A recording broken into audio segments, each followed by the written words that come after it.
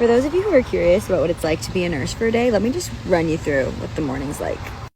You gotta be there at 7. You can't clock in early, not at 6:30. It's gotta be 7 minutes or less before, so you can only clock in at 6:53 or after that, but you can't clock in a minute after 7 because then you're tardy and you only get like 3 of those a year. And then huddle starts promptly, at 7 a.m. because you got night shift in there. They were just here all night. They don't want to be here a minute longer, so there's no dilly-dally, come in, drink your coffee, shoot the shit. You gotta get ready to go.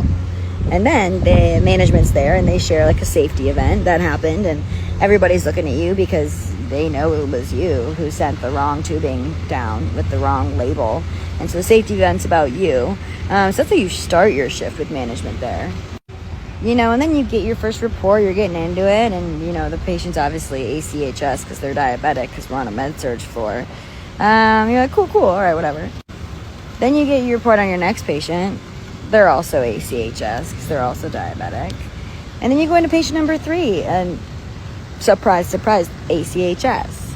So then you're just hoping, patient number 4, like, give me one break. Nope, no breaks. 4th patient, ACHS. So then you just go decide to look. You're like, hey, let's see.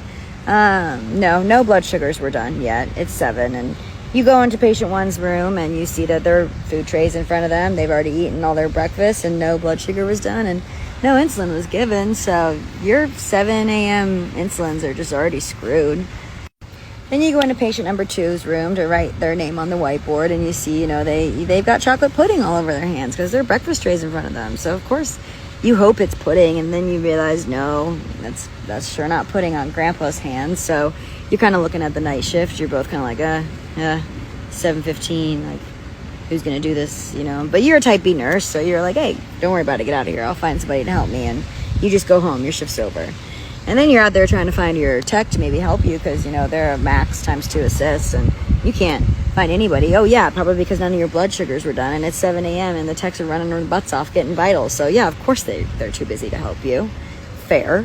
So then you're like, what, I'll just do it myself. You roll up your sleeves and then you clean Grandpa up and you're sweating now. It's all over your underscrubs. You've already worked to sweat up and it's 7:25. So now Grandpa's clean at least, but then you realize, oh shoot, management's going to be pissed because, they're not in the chair by 8 a.m. But, it was only me. I was just one person. How was I supposed to get them in the chair? So you'll deal with that down the road. Then you go into patient number 3's room, not because they were next on the list, but because you hear the bed alarm going off. So you run in there and you see Grandma on the floor. No one knows the last time she wasn't on the floor. No one knows her last known normal. She's looking at you wide-eyed. She's got no idea what happened. So now it's 7:35 and you're